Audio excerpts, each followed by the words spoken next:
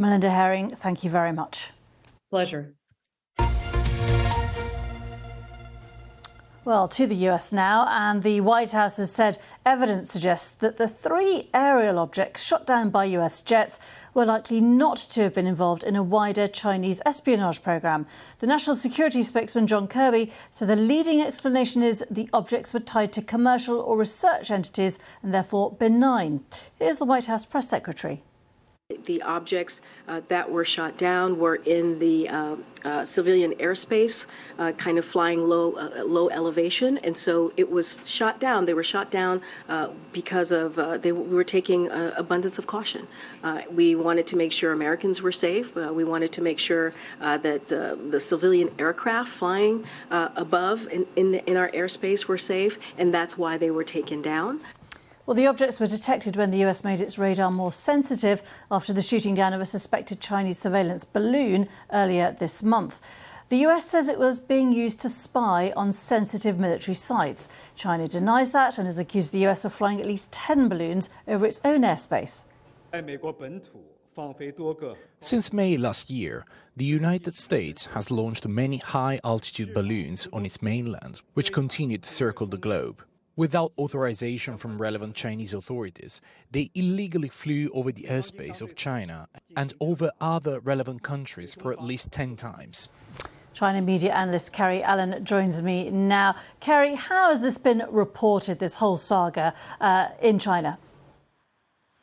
Well, originally, when the first of these balloons made it into US media, China responded by saying that these were unmanned civilian airships, that the first of these and the second of these after. But since this has come out that, John Kirby saying that these latest vehicles or aircrafts, so to speak, could have been benign.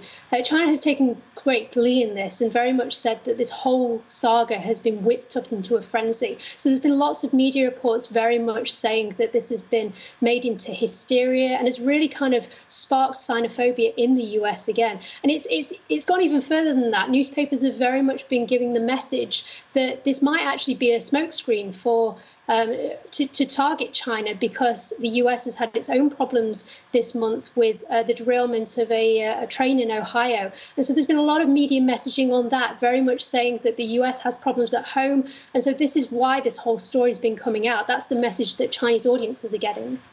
Has there been a lot of interest or sort of public reaction? There has been a lot of interest, yes. There originally was an amount of bemusement, people taking fun of this and saying the idea that there could be balloons used for spying. People thought it was ridiculous. But since the media message has changed, it's become suggesting that, the idea that the US is targeting China in order to detract attention from itself.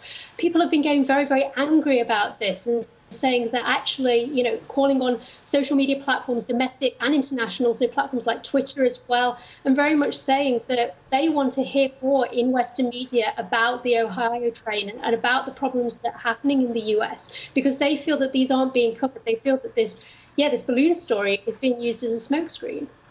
And is there concern that you've detected about rising US-China tensions?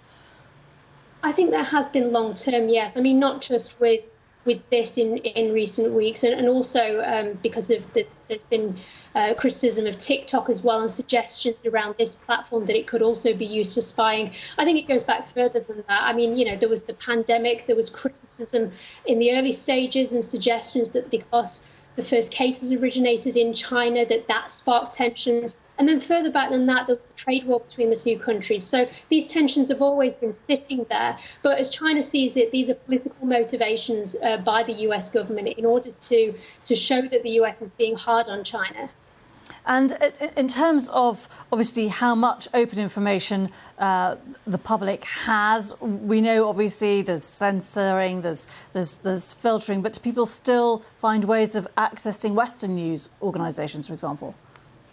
They can do, yeah. So in China, people can have access to a piece of software known as a VPN, and that allows them to circumvent the Chinese firewall, so to get platforms that are blocked like Facebook, Twitter and Google. But media is very restricted, and that's what's been quite interesting about this story, that there have been newspaper articles saying US media have said this, but people have had difficulty being able to access media and be able to see the stories for themselves.